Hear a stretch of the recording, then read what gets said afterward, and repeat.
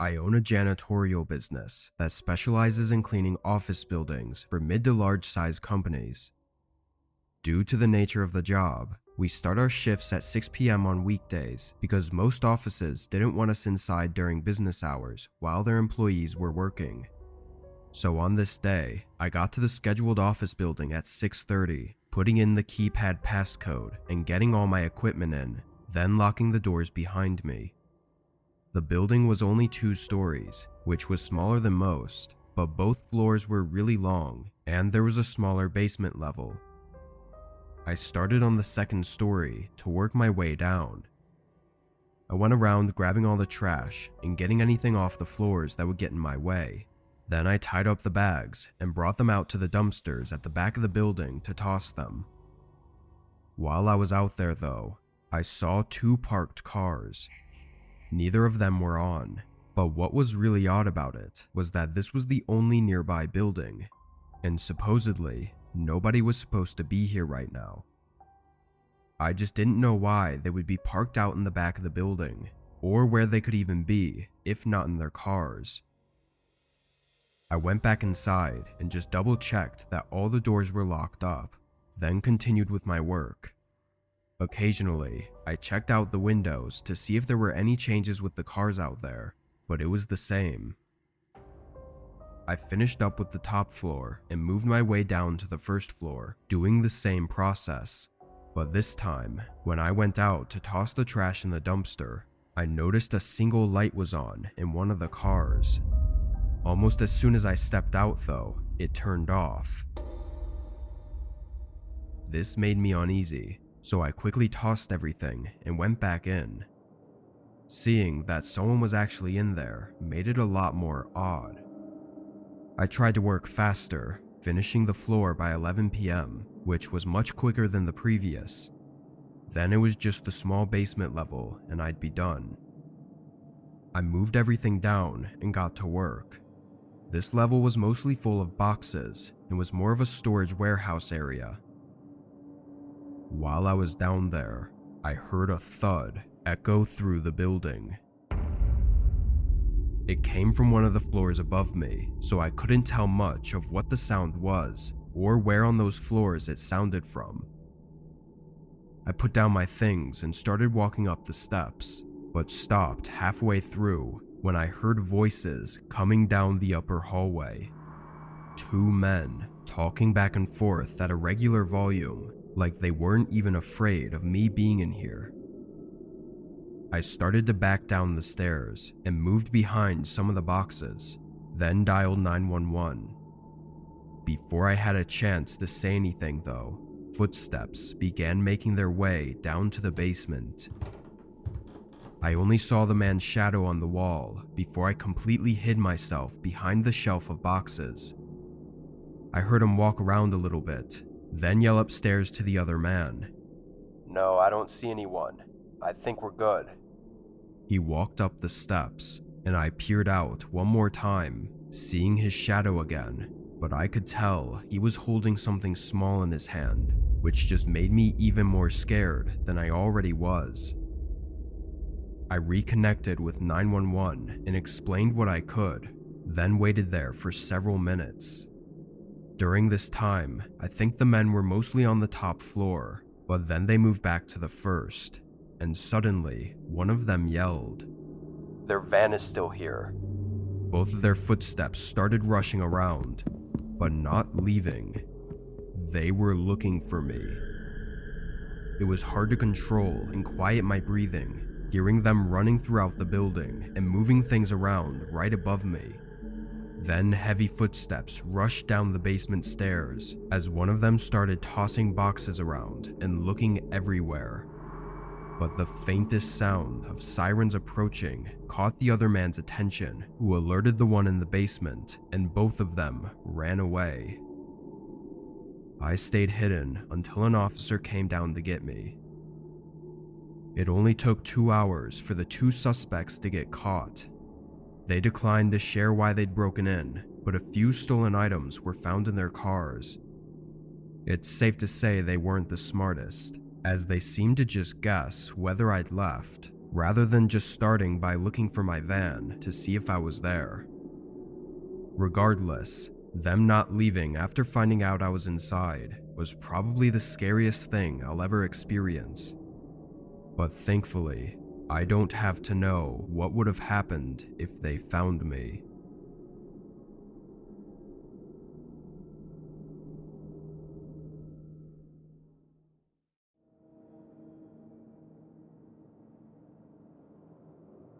I've been a police officer for my county for almost a decade. I've seen some crazy and disturbing things, sometimes making me question why I even chose this career path. But what happened on this night still sticks with me and is often the event that I think about the most. It was nearing the end of winter, but where I'm located it stays cold until about mid-spring. This night I was set to be on patrol of the major highway for most of my shift. On a typical night, I would probably stop 2 or 3 cars for speeding, and otherwise wouldn't do much else. Sometimes a call for backup would come in, but usually patrol shifts were the most boring and uneventful. I was driving along the highway, doing the usual circle until about 2 a.m. when I passed a car on the side of the road that wasn't there before. Its lights were off, and it was far on the shoulder of the highway, so I didn't see it until I was already passing it.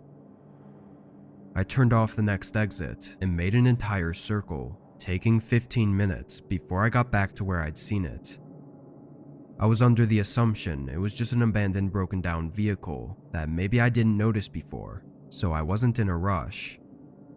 I pulled in behind it, parking about 15 feet away and leaving my headlights on. I called in to report that I was investigating a presumably empty vehicle on the southbound highway. Then I got out with my flashlight and walked up to the car. My first impression was of how old it was. It looked like something from the 90s and was rusted all over, along with dents and scratches. I walked up to the driver's side window and held my flashlight up. Nobody was inside, but as I shined it around, I happened to notice some really worrying signs.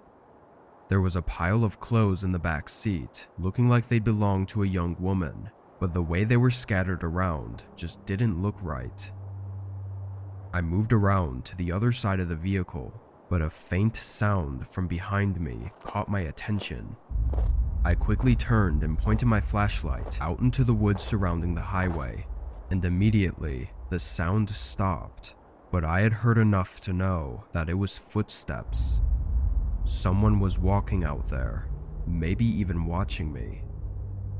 I yelled out, directing them to move into the light with their hands raised. A moment passed, then I yelled again, but it was silent. I felt my heart beating in my chest as I called in to update on the situation and get backup to come. I stood there, staring into the woods and honestly fearing for my life. If something had happened here, there would be reason for whoever was out there to try and stop me from finding out.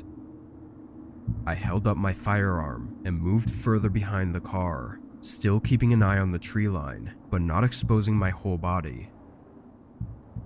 The next 5 minutes were brutally nerve-wracking, but finally, another officer pulled onto the scene, and right away, I heard footsteps sprinting further into the woods. We immediately got to searching the vehicle, and it was clear that something was going on, but searching the woods in the middle of the night while someone likely dangerous was out there was not a safe option. Along with indicators of violence, we found an empty ammo package, so it's also likely that they had a firearm on them. Knowing someone was out there watching me the whole time, maybe even having me in the sights of their weapon, is one of the most unnerving feelings, even to just think about. The following day, we were able to get more information and run a more thorough investigation, but the car was untraceable, and although some shoe prints were found in the woods, they faded out pretty quick, without any direction. What really happened that night still remains an open case, with no leads on suspects or victims. which now has just left me unable to stop thinking about it.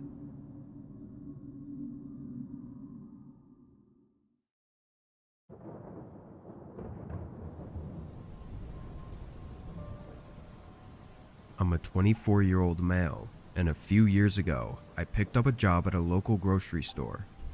I was doing community college and just wanted some money to help pay for food and going out with friends. After a couple months of working there, I started to get used to the regular customers that came in a lot. Most of them were nice, or otherwise just average people, but this one guy always had something weird about him. He came in most nights around 9, which was an hour before closing, and would walk around the store for a long time before eventually getting 1 or 2 items and checking out. For how long he would spend walking around almost every night, it was really weird that he'd only end up with a couple things. He didn't ever talk much, but I had assumed he was living on the streets or out of his car, and that would explain why he only got a few things. His clothes were never clean, and he just looked unkempt all around. Anyway, this went on for several weeks, if not months. I never thought too much on it after a while, because it was such a normal part of work now. But then one night, he came in as usual, but instead of walking around the store, he came right up to the register I was at. I asked if he needed help with anything, and the man just looked at me for a second, before asking if I drove the old Toyota that was out in the parking lot. Immediately, I found it a bit weird that he would know that, but I said yes because I didn't see where this was going. I thought maybe there was something wrong with my car, but the man kept his straight face and walked away from the register. Obviously, this was really weird, so I asked my coworker to watch over the registers for a moment. Then I went to the front of the store and looked out into the parking lot.